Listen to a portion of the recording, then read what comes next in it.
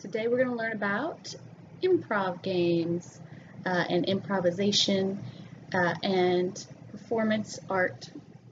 So what is performing arts? Performance art is things that you would go to see like a musician playing an instrument like a violin or a piano. It could be someone doing dance like ballet or hip hop or tap dancing. Or it could be someone singing. That's also a performing art. So performing arts are ones where we would watch someone doing an activity.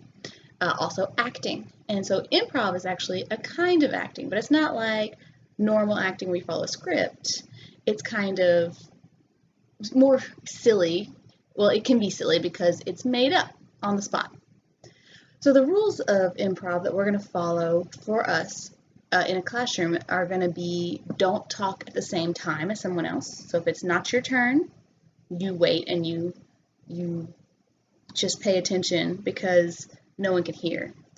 Don't ignore what someone's already said because then you're just going to be really confusing. So listen to what someone's already said, and so that's really the main thing is listening, right? If you listen to the other actors, you can tell what's happening in the story or the scene.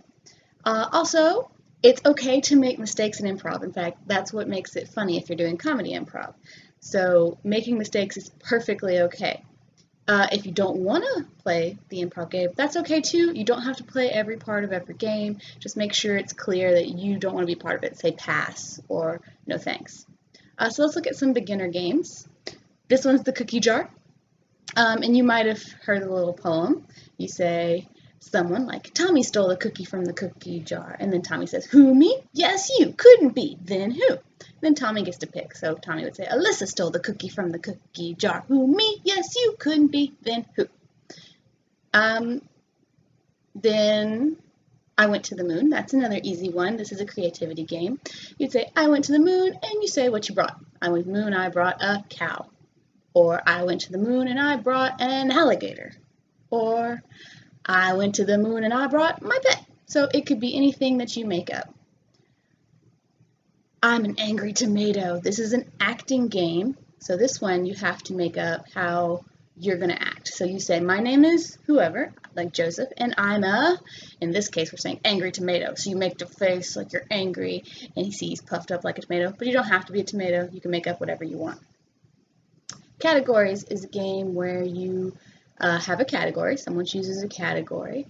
For example, someone might say the category is food. Then everyone just has to name foods. So the first person might say strawberry. That's a food. It's a fruit or a berry or, a food, something you eat. Maybe broccoli, another food. And you keep going like that until everyone's had a turn saying something in the category. Like cake. That's also a food. And again, it's okay if you mess up. That just makes it funny. Medium games. So these are not for as little of experience. These are a little bit harder. Like Who's It? Who's It's a game where everyone plays. Everyone's lined up together or in a circle. And then you have to pick first the guesser. So the guesser gets picked to leave the room. The guesser has to go where they can't hear or see what's happening. And then, when the guesser's gone, then you're going to pick the person who is it. Okay, so it is the person who everyone knows is going to be making poses. So it makes a pose, and then everyone's going to then copy that pose. So when everyone's copying the pose, the guesser comes back in the room, and then there's going to be their job to try and guess who's it. So that's where the name comes from. And so they look around, and they're trying to guess which person is the it, what everyone else is copying. All the other actors are copying it. So then it has to change their pose every so often. And so when they change their pose, everyone else, as quickly as they can, is going to try to change their pose as well to match it. And then the guesser will see all the poses change and have to guess who did it first, who's it. And they keep guessing and guessing until they end up getting it right. The main rule of this game is don't stare at it. If you stare at it or say its name, you ruin the game. The guesser will be able to know right away who's it. Counting time is a game where you are all in a line or a circle again, but everyone's eyes are closed. So nobody can see the other people. And then someone will count. So the first person will say 1, and then somebody else randomly. There's no order. Someone else will say 2, and then goes on and on. You're trying to get as far as you can. But if at any point people say the same number at the same time, so if 2 people say 3, then you're out. You have to start all over. Everyone has to start over. So you see how far you can get without people saying the same number at the same time. Next, we're going to look at Where Are We? This is a good acting game. First, a guesser has to leave. You could have more than one guesser if you want to. So the guesser leaves, and then the rest of the teammates, the rest of the actors, decide where you are. So maybe a snowy mountain. And then all the actors, when the guesser comes back, have to act like they're in that place. So if it's a snowy mountain, you might act cold, or you might be climbing the mountain. And then the guessers get to guess where you are. Pass It is a game where you do pantomime. So that's acting like you have objects that aren't really there. So you might pretend you have a box, and then you get to pass it to the next person. This is a really important paying attention game. So like if the person's pretending the box is really heavy, when you go to grab the box, if you pretend it's really light, that doesn't make any sense, right? So as you watch, you see maybe someone will pretend they broke the box, and then you have to take it in a different way than the person before. So passing it is a paying attention game. One Sentence Story is a game where each person gets to take a turn saying a sentence of a story. So for example, the first person might say, "Once there was a man." That's all they get to say because it's one sentence. And then the next person might say, "He loved noodles." So saying something about the first sentence. One day, his love of noodles got him in trouble. So you're setting up what happened. And that's how it goes. He stole some noodles from the king of noodles. And then the princess yelled, "Stop!" So the man stopped.